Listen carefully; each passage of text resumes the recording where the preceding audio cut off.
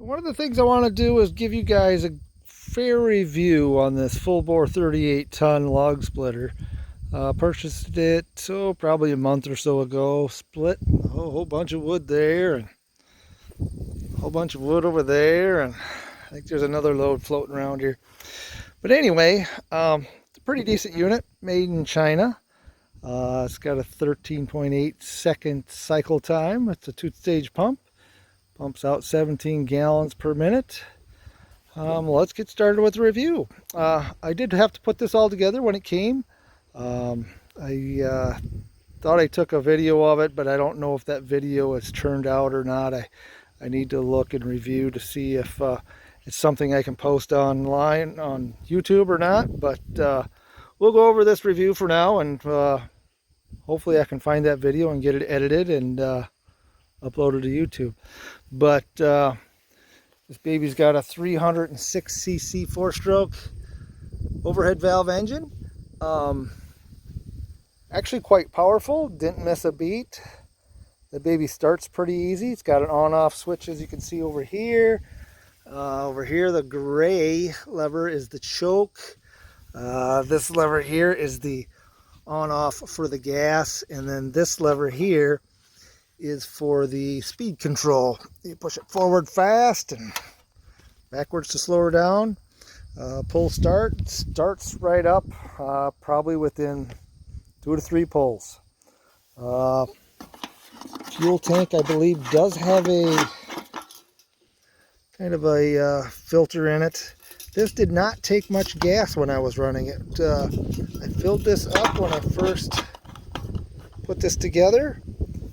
I split those 3 or 4 loads of wood, and I'm gonna bet that thing's still got maybe half in it.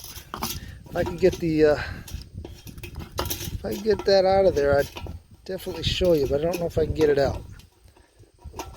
Yeah, I can't get it out, so. But I'm guessing maybe just under a half tank of fuel left. Does have an oil fill and oil check plug there, as well as one in the front. And putting oil in this thing's a little tough. They do provide you with a funnel. That does definitely help. You definitely can't get to the back one very good even to turn the thing out and check the oil, but I did put it in from the front. I think it's about 30 ounces of oil to fill that up. But anyway, here's the unit. Here's the hitch. I think it's a 2-inch ball. Yep, a 2-inch ball on this. This is towable down the road. I think they rate it for 45 miles an hour. It's got some pretty small tires on it. No grease zerk or grease buddy on these, so I will probably either put a grease zerk on that so I can grease it with the grease gun, or put a grease buddy on it, on each wheel. Don't know what this plate's for. I'm guessing they use that particular axle or tank for different models. There's a picture of the pivot. Picture of this side for the lock for the drop down for the horizontal version. There's the chains. Here's the jack. It does have some different positions you can put it in. I just put it in the highest, and I move this around with the skid loader, and I just leave it in the same spot. It does have that spring loaded release for the horizontal vertical tilt.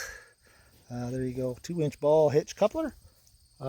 This is I think this is a 5-inch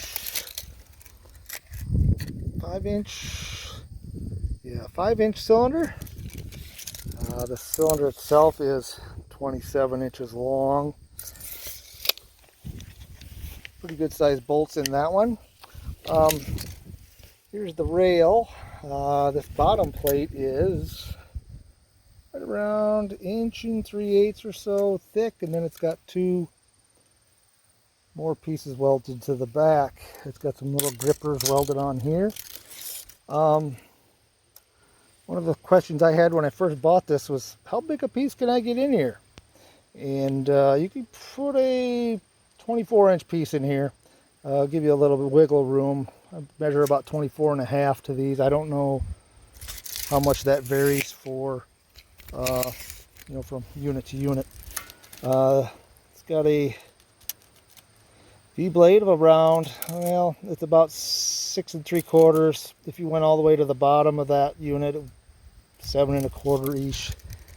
I thought that was a little short, and I thought maybe this was a little bit short at 7 inches, but it got the job done and did pretty good. It's got 2 pieces of formed steel on each rail. To hold down your splitting wedge. Looks like I got a little froggy in here today. See the little froggy? He's just kind of hiding in there vegging. He looked kind of like a piece of bark, to be honest. Thought I had left in here.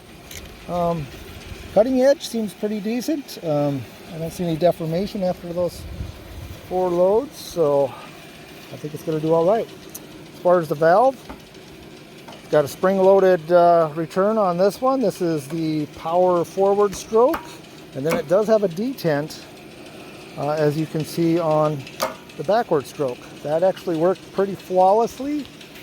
Didn't give me any issues. Here is the hydraulic pump. Runs to a good sized line there, and then here are the 2 lines. Those are both have covers on them in case they develop a hole and want to spray and what have you, so that is a good thing as well. Oil fill for the hydraulic is right here. It's just a simple threaded on cap with a rod welded to it, and it does have a dipstick on it, so you can check the oil. Put that baby back on there. Thread's on a little funky, I thought, but there we go.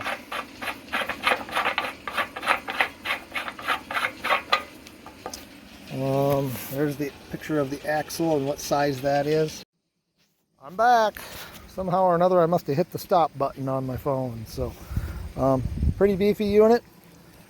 Again, there's a picture of the wedge. There's a picture of the bottom. The welds are all pretty decent. I didn't see anything detrimental about it. We'll kind of buzz along here showing you different aspects about it. I do not know what this piece is for. I'm assuming they use different models on these, or different attachments or something. So they've got something that goes on here. I don't know what it is, but that's something to do with this as well.